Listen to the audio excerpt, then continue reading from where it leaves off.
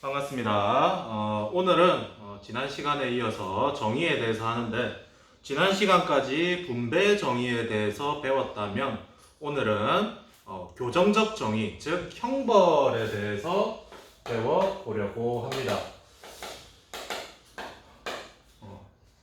이 정의에 대해서 나누는 것은 우리가 첫 시간에 배웠던 아리스토텔레스의 관점을 거의 따라가고 있다고 보면 됩니다. 아리스토텔레스가 분배적 정의는 기하학적 비례의 동등성, 그 다음에 시정적 정의는 산술적 비례의 동등성이라는 말을 하면서 분배를 할 때와 잘못된 것을 바로잡을 때 공정함, 올바름이 다르다라는 이야기를 하게 됐고, 오늘날에 우리도 생각할 때 어떠한 부족한 재화를 나눌 때 필요한 기준과, 그리고 잘못된 것을 바로잡을 때의 기준이 다르다라는 것에 대해서 동의를 하고 있는 것 같아요. 그래서 이런 시정적 정의, 교정적 정의라고 하는 것은 굉장히 오래전부터 우리가 고려해왔던 부분들이에요. 예컨대 여러분이 한국사 시간에 배웠던 이 고조선의 팔조금법이 대표적으로 교정적 정의에 속한다고 할 수 있겠죠. 사람을 죽인 자 사형에 처한다. 곡식을 훔친 자는 몇 배로 배상한다. 와 같은 것들을 한국사 시간에 배웠을 것 같아요. 뿐만 아니라 함무라비 법전에서도 이런 부분들을 다루고 있는데, 대표적인 게 눈에는 눈, 이에는 이. 눈 하나를 멀게 만들면은 눈 하나를 다시 멀게 만들고, 이빨이 한 개가 볼라지면은 이를 한 개를 고르는 그런 것들이 산술적 비례의 동등성이라고 할 수 있겠죠. 이게 어떻게 보면은 되게 잔인해 보이는 법일 수도 있지만 현실적으로는 그렇지 않습니다. 대단히 합리적인 법이에요. 왜냐하면은 우리가 만약에 타인이, 다른 누군가가 나의 눈 하나를 실명시켰다면 과연 나는 상대방의 눈을 한 개만 실명시킬 것이냐? 그걸로 보통 만족을 하지 못합니다. 그래서 자신이 입은 피해보다 보통 더 큰 피해를 줘야지만 인간은 만족을 했어요. 하지만 그것에 대해서 내가 피해 입은 만큼 다시 돌려줘야 된다라는 법적인 기준들을 이렇게 제시를 하게 되면서부터 교정적 정의에 대한 사고들이 등장하기 시작합니다. 그래서 아리스토텔레스의 산술적 비례뿐만 아니라 이러한 맥락을 가장 잘 계승하고 있는 게 누구냐면, 그 이름도 지긋지긋할 수 있는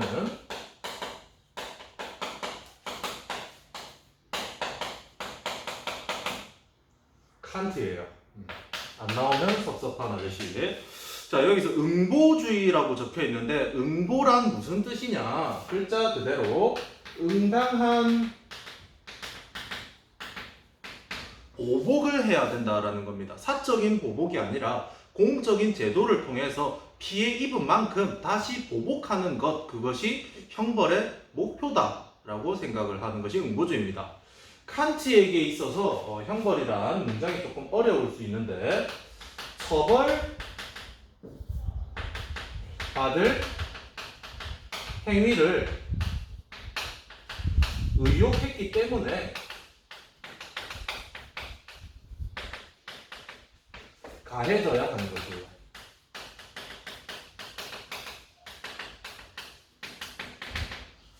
이게 무슨 소리냐면, 잘못했으니까 처벌받는 거예요.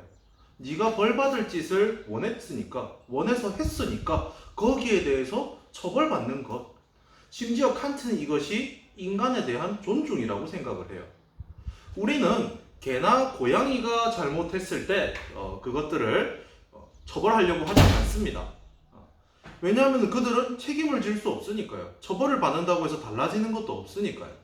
하지만 인간은 스스로의 의지를 가지고서 행동할 수 있기 때문에 무엇인가 잘못을 했다면 거기에 대해서 책임을 져야 된다라고 보는 거예요. 우리가 앞에 요나스의 관점도 배웠잖아요. 책임윤리. 그런 관점에서 칸트는 인간이 이런 걸 했으니까, 벌 받을 짓 했으니까 벌을 받아야 돼요. 벌 받을 짓을 했는데 벌을 받지 않는다. 여러분은 사람 대접을 받지 못한 거예요. 알겠죠? 그게 칸트적인 관점이에요. 그래서 칸트는 이런 의욕했기 때문에 가해져야 되는 것으로서 보고, 형벌을 통해서 결국 무엇을 추구하느냐? 공적 정의를 실현시키고자 합니다. 근데 여기서 중요한 게 뭐냐면은 이 공적 정의 실현을 범죄 예방이라든지 범죄자 교화 등 공익 증진이라고 생각하면 안 돼요. 칸트에게 있어서 공적 정의라고 하는 것은 인간 존엄성을 실현하는 겁니다.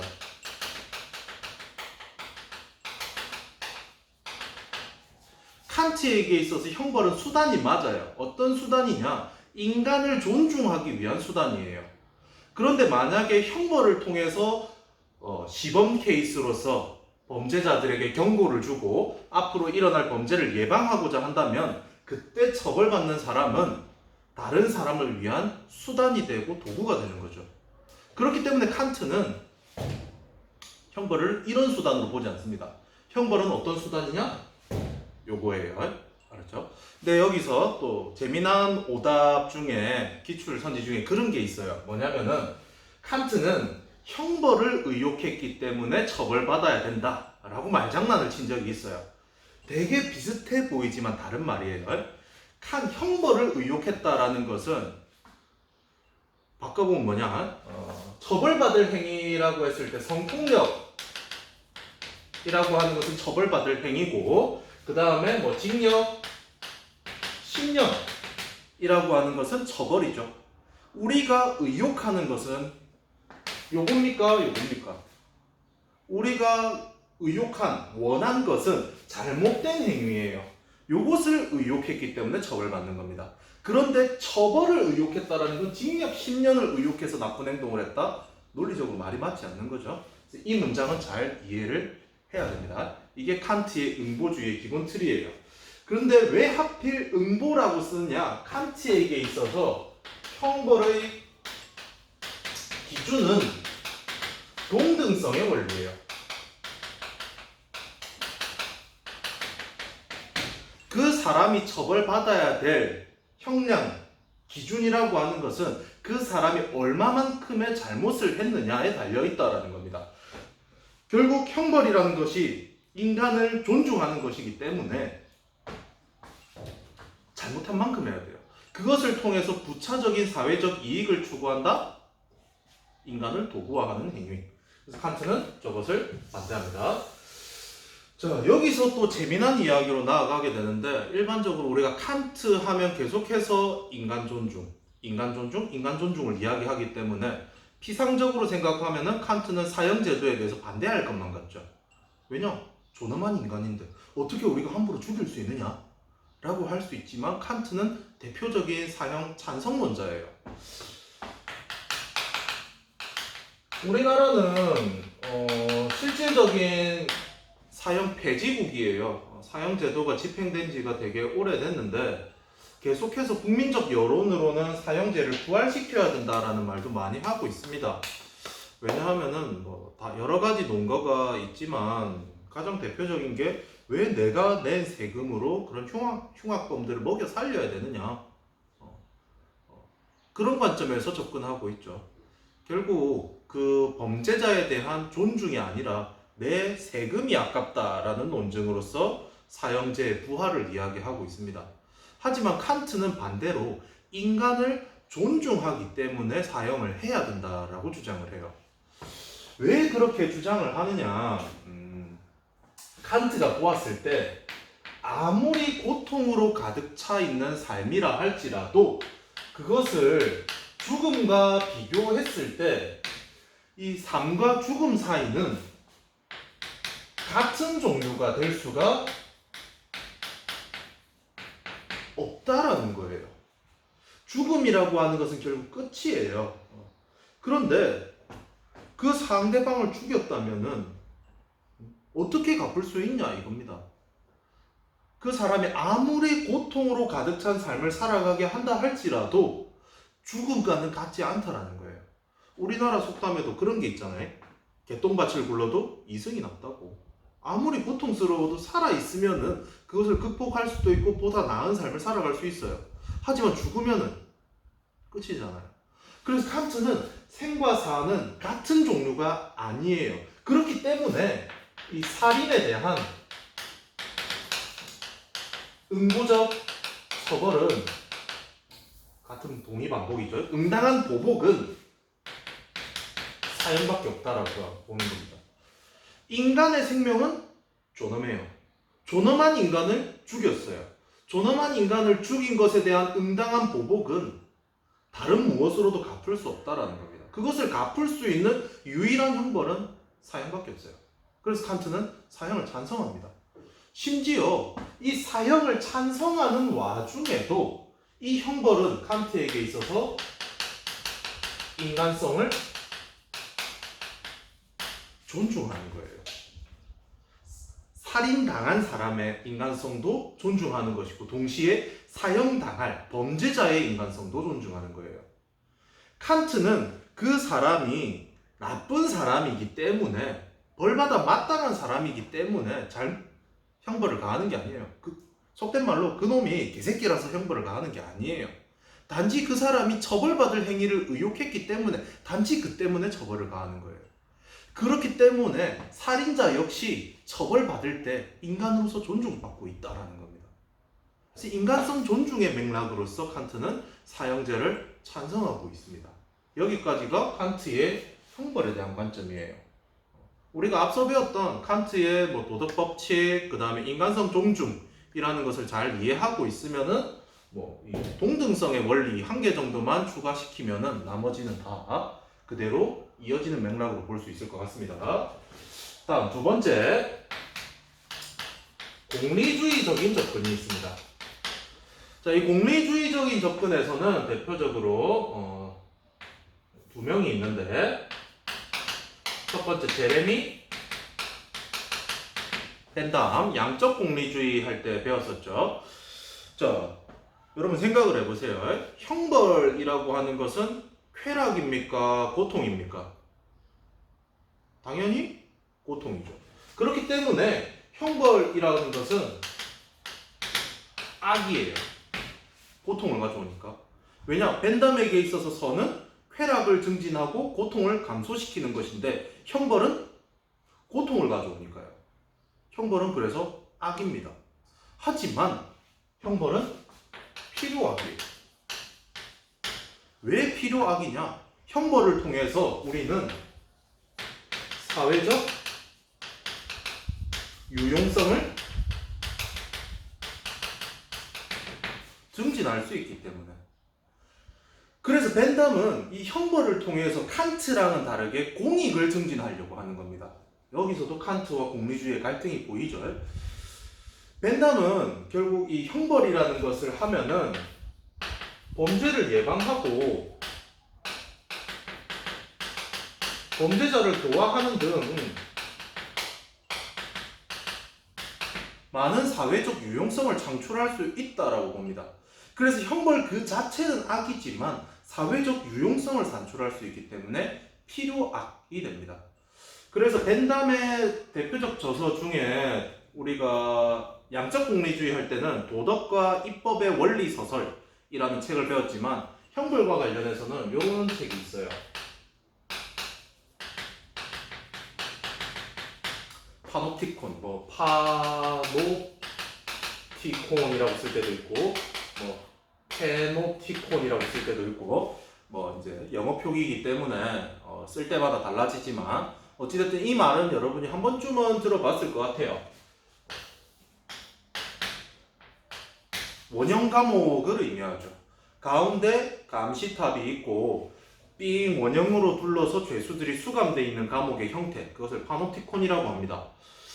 이런 기획을 했었는데 오늘날 우리 시대를 살아가다 보면은 파노티콘이라고 하는 것을 대단히 부정적으로 많이 사용해요. 왜냐하면 우리는 감시받는 사회를 살아가고 있기 때문에 도처에 CCTV가 깔려있고 우리가 들고 다니는 스마트폰이 GPS 추적이 되기 때문에 내가 실시간으로 어떻게 움직이는지 다 알 수가 있어요. 또 대부분이 현금이 아닌 신용카드를 쓰고 있기 때문에 결제함고 구입한 내역들 다 확인을 할 수가 있어요. 그렇게 많은 부분에 있어서 사생활이 침해당하고 감시받고 있기 때문에 파노티콘이라고 하는 것을 마치 빅브라더와 같이 부정적으로 많이 사용하고 있지만 벤담 당시에 이 파노티콘의 구조는 대단히 인권 친화적인 계획이었어요.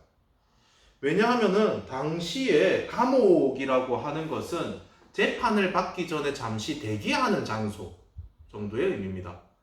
그래서 재판을 받아서 문제가 있다. 사형. 문제가 없다. 석방. 끝이죠. 그 사람에게 다음의 기회, 새로운 재교육을 통해서 갱생의 기회 없어요. 죽던지 그냥 무죄방면으로 나가던지 이런 식이었습니다. 하지만 벤담의 파묵티콘은 이 감옥 속에서 교화를 받고 그리고 다시 사회로 진출할 수 있게 만드는 그런 시스템이었어요. 그래서 저 파노티콘을 읽어보면 되게 재밌는 게 저 안에 교회도 있어요. 주말이 되면은 민간인들이 와가지고 예배를 봅니다. 그래서 이 민간인들이 죄수들을 보면서 나는 범죄를 저지르지 말아야지 라는 거를 배우고, 또 반대로 이 죄수들은 그 민간인들을 보면서 나도 빨리 사회로 나가서 이번에는 범죄를 저지르지 말고 열심히 살아야지 하는 식으로 교화를 하기도 하고, 또 복지적인 측면에서 과거에는 우리가 성이 있으면 저 외진 곳 지하에 감옥이 있었는데 지상으로 올라오게 되고, 그리고 그 과정에서 또 난방시설도 설계하고 읽어보면 되게 재밌어요. 특이한 기획을 했어요. 비록 완벽하게 실현은 되지 못했지만 오늘날 우리의 감옥도 이렇게 원형 감옥은 아니죠. 일자형 감옥이에요. 일자형 감옥. 일자형 감옥인데 이 감옥이 또 가지는 비합리성이 있습니다. 예컨대 상급자가 감시를 왔을 때 미리 이 간수들은 대비를 할 수가 있어요. 왜냐하면 일자형이기 때문에 여기서부터 시찰을 할 것이고, 그럼 착착착착착착 준비를 해가면 됩니다. 하지만 원형 감옥은 가운데 들어오는 순간 모든 것을 다 볼 수 있기 때문에 급하게 준비를 할 수가 없어요. 그렇기 때문에 평상시부터 죄수 관리에 최선을 다할 수밖에 없다라는 또 효율성이 녹아있는 되게 재미난 기획이었습니다. 다시 돌아와서 어찌됐든 벤담은 형벌을 통해서 사회적 유용성을 증진하고자 했다. 그게 핵심이고, 이것을 위해서 형벌이 지켜야 될 조건이 있어요. 뭐냐면 형벌의 강도, 형벌로 말미암아서 발생하는 고통은 사회적인 유용성보다 작아야 돼요. 예컨대 우리가 수업 분위기를 잘 잡기 위해서 한 명에게 형벌을 가합니다. 학급의 이익을 위해서. 그런데 얘가 수업 태도가 너무 안 좋아서 칼침을 놨어요. 그래서 얘가 죽었어요. 얘가 죽음으로써 발생하는 고통과 수업 분위기가 좋아짐으로써 발생하는 사회적 유용성 중에서 뭐가 더 크겠습니까? 죽음으로써 발생하는 고통이 크잖아요. 그렇다면 형벌의 목적을 잃게 되는 거죠. 형벌이라고 하는 것은 사회적 유용성을 증진하기 위한 것이지, 사회적 유용성보다 형벌의 고통이 크다면 그것은 필요악이 아니라 그냥 악이 되는 거예요. 그래서 형벌의 강도는 사회적 유용성보다 낮아야 된다. 알았죠? 그런데 그러면은 무작정 한도 끝도 없이 형벌은 약해져야만 되느냐? 그것도 아니에요. 형벌이 유용하기 위해서는 범죄로 인한 이익보다는 또 세야 돼요. 예컨대 내가 횡령을 했어요. 10억을 횡령을 했습니다. 10억 횡령을 해서 재판을 받았는데 재판의 결과 벌금 1억과 징역 2년이 나왔어요. 자, 그러면은 나에게 남은 돈은 9억. 9억을 벌기 위해서 내가 투자한 시간은 2년. 1년에 4억 5천씩. 남는 장사예요, 아니에요? 남는 장사라고 생각할 수도 있겠죠. 도덕성을 따지지 않고 오직 경제적으로만 본다면. 그렇다면 대다수의 사람들은 횡령을 저지를 거예요. 왜냐? 이익이 남으니까. 그런데 만약에 내가 10억을 횡령을 했는데 벌금으로 10억이 나오고 징역 5년이 붙었다. 나에게 남은 것은 0원, 그 다음에 징역 5년. 그럼 사람들이 횡령을 저지른다? 저지르지 않는다? 저지르지 않는다라는 거죠. 오늘날 우리가 법강정에 있어서 조금 상당히 부정적인 여론이 많이 있습니다. 사법 판결이 내려오는 데 있어서 우리가 평상시에 생각하는 것보다 되게 낮은 형량들이 많이 나와요. 우리가 거기에 대해서 분노하거나 비판하는 이유는 과연 이 사람들이 범죄로 인한 이익보다 강한 형벌을 받고 있느냐에 대해서 의심을 제기하는 거거든요.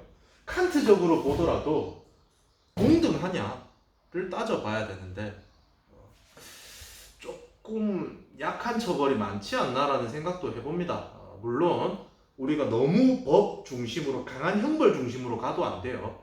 여러분이 또 동아시아사를 배우고 있잖아요. 우리가 대표적으로 법을 강력하게 시행했던 국가, 진나라가 있잖아요. 너무나도 강한 형벌로 인해서 망해요. 그렇기 때문에 결국 적절한 기준이 필요하고 그 기준을 어떻게 잡느냐가 중요하다라는 거죠. 자, 다음으로 공간이 조금 모자라니까 칸트를 좀 지울게요.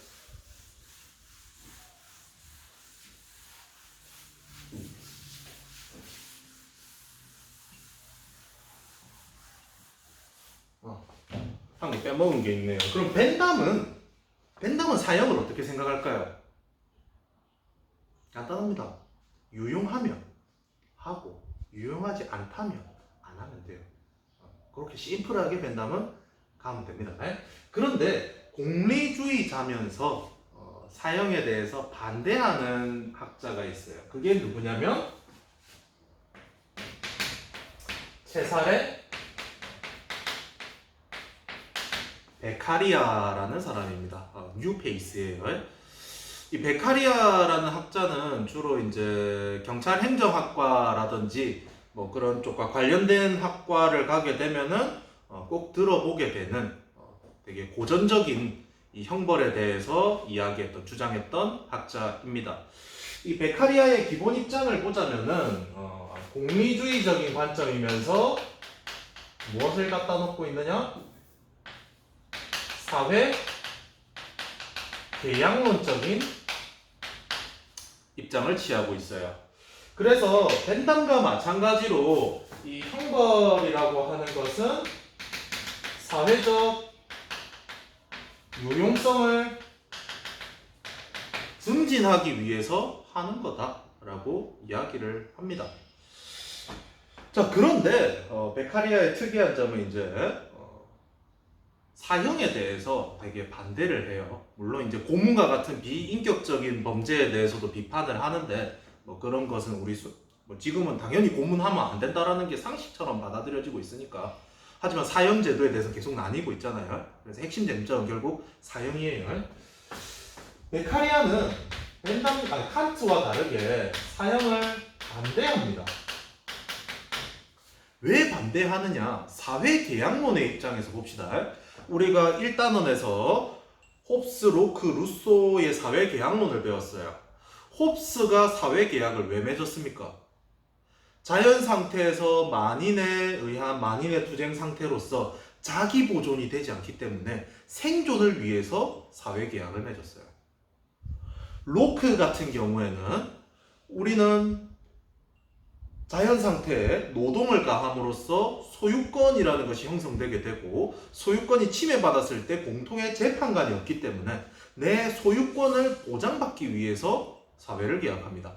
즉 나의 생명을 보존하고 나의 재산을 보장받기 위해서 우리는 국가에 복종하고 사회를 만들기로 동의하게 된다라고 보는 거죠. 그럼 결국 사회계약의 본질은 나의 보존이에요. 내가 생존하기 위해서 사회를 만들었어요. 그런데 우리는 그 계약을 할 때 국가에 내 생명을 박탈할 권리를 줄 것이냐? 계약의 목적이 내가 생존하기 위한 건데 계약을 하면서 생명을 박탈할 권리를 준다? 말이 되지 않죠. 그래서 베카리아는 국가는 사형을 집행할 권리가 없다라고 봅니다.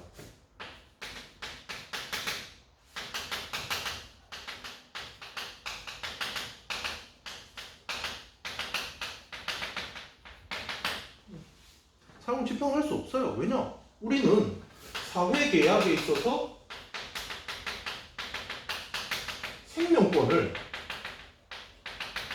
양도한 적이 없기 때문에 준 적도 없는 권한을 국가가 어떻게 하냐 이거예요. 지금도 보면은 진주시에서 많은 사업들을 하고 있어요. 대표적인 게 올해 조금 눈에 띄는 것이 도로에 대한 공사를 많이 하고 있어요. 쌤이 출퇴근하고 있는 진양교 같은 경우에 확장 공사를 하고 있는데 벌써부터 작업을 열심히 하고 있습니다. 그리고 또 공사가 예정되어 있는 게 쌤 동네니까 고려병원 사거리가 공사가 예정되어 있는데 거기는 공사 진척이 거의 없어요. 왜냐하면은 거기 공사를 하려면은 기존에 있던 가게들을 밀어서 없애야 되는데 그게 쉽지 않아요. 왜냐? 개인의 재산이니까. 그걸 불법으로 뺏을 수 없거든요. 우리 민주주의 국가니까. 재산권을 보장해 주니까. 그리고 결국 협상을 통해서 가격을 정해서 합리적인 기준이 제시되고 상호 간에 합의가 되어야지만이 공사가 진행될 수 있는 거죠. 그거랑 마찬가지인 거예요. 국가가 나의 생명권을 뺏어가기 위해서는 내 생명을 해칠 수 있다는 권리를 국가에 줘야 되는데 나는 준 적이 없다. 그래서 국가 사형은 안 된다. 그 이야기하고 그 다음에 유용성의 측면에서도 사형을 반대합니다. 우리가 이 형벌의 강도와 엄격한 형벌과 이 지속적인 형벌 중에서 무엇이 더 효과적이냐를 봐야 돼요. 예컨대 여러분에게 만약에 내가 어떤 잘못을 했습니다. 잘못을 했는데 그래 니 잘못했으니까 좀 혼이 나겠지. 혼이 날 건데 자 선택권을 줄게. 맞다 한 대 맞을래? 2시간 잔소리 들을래? 라고 한다면 과연 우리는 무엇을 선택할 것인가?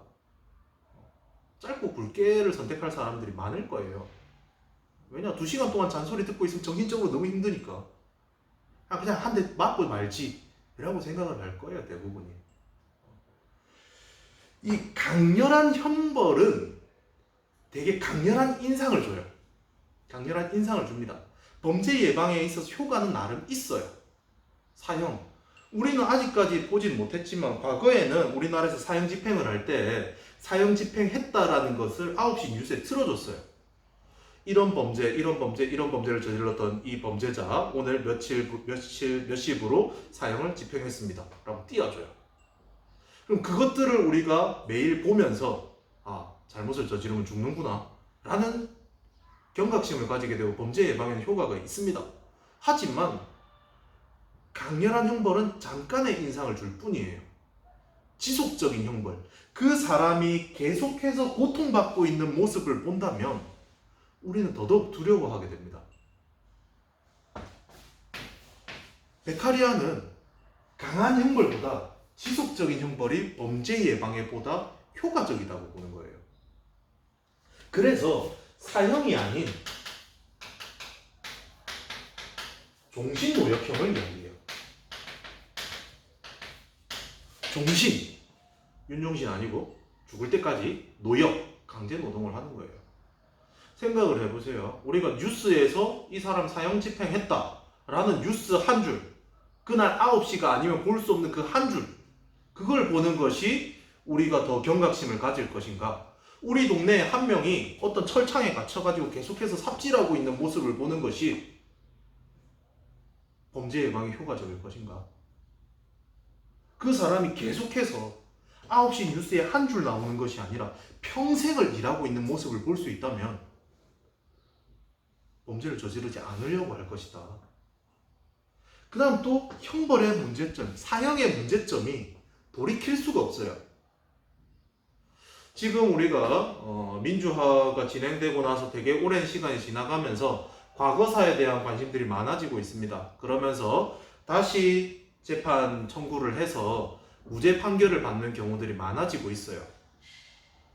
그래서 내가 과거의 피해에 대해서 보상을 받는 경우도 많아져요. 금전적으로. 하지만 그런 오판을 바로잡는다고 해서 죽은 사람을 다시 살릴 수 있습니까? 없거든요. 그래서 사형이 가지는 가장 큰 문제점은 수정될 수가 없다는 거. 그게 가장 큰 문제예요. 그래서 베카리아 같은 사람들은 사형에 대해서 반대합니다. 그 다음에 잘 출제되지는 않지만 마지막으로 요 아저씨가 있어요. 장자크 루소 사회계약서를 할 때 했죠. 우리가 재산을 보장받기 위해 불평등을 해소하기 위해 재산이 아니라 재산 보장 로크죠. 인간 불평등을 해소하기 위해서 사회계약을 맺었다라는 거예요. 그래서 결국 이 계약의 목적은 나의 생명권을 보장하는 겁니다. 보장하는 거예요. 이 부분은 똑같은데 이 베카리아랑 다른 점이 뭐냐면 루소는 살인이라고 하는 행위 자체는 무엇이냐? 사형에 대한 동의라고 표현을 합니다. 내가 상대방 어떤 사람을 죽였다라고 하는 것은 나도 죽을 수 있다라는 것에 동의한 것이다. 그렇기 때문에 여기에 대한 처벌로서 사형이 필요하다라는 관점이에요. 자, 그렇다면 칸트랑의 차이점은 무엇이냐? 칸트는 사형이라고 하는 것을 그래도 인간에 대한 존중으로서 보고 있습니다. 하지만 루소 같은 경우에는 그냥 단순한 처벌 정도로 보고 있어요. 네가 죽겠다고 동의했으니까 사형. 하지만 베카리아는 생명권 준 적 없으니까 라고 생각하는 거고 그렇게 동의했다라고 보는 거예요. 똑같이 계약론의 관점에 있지만 맥락이 다르고 칸트랑 비교하더라도 똑같이 사형을 찬성하고 있지만 단순한 처벌로 보느냐 인간성 존중으로 보느냐도 차이가 있다라는 거예요. 오늘날 이런 교정적 정의, 형벌과 관련해서는 계속해서 우리가 국민적으로 합의가 필요한 시점인 것 같습니다. 우리가 언제까지 국민의 법 정서와 이 판결이 일치하지 않는 걸로 인해서 분노하고 끝낼 것이 아니라 맞춰가려고 노력을 해야겠죠. 법은 계속 바뀌어가는 게 맞는 것 같아요. 중요한 건 이제 법 속에 들어있는 정신인 거고 어찌됐든 그 정신, 법이 추구해야 될 목표가 무엇이냐, 그 중에서 형벌이 추구해야 될 목표가 무엇이냐에 따라서 공리주의와 칸트주의는 완전히 다른 길을 걷고 있습니다. 그래서 무엇이 정답이다라고는 할 수 없어요. 하지만 적어도 여러분 개개인에게 있어서 무엇이 더 옳은가 한 번쯤 고민하는 계기가 되었으면 좋겠습니다. 자, 여기까지 해서 104쪽까지 했고 다음 시간에는 국가와 시민의 윤리, 왜 우리는 법을 지켜야 되는가, 잘못된 법은 어떻게 해야 되는가, 그런 부분에 대해서 한번 이야기해보는 시간을 갖도록 하겠습니다. 수고했습니다.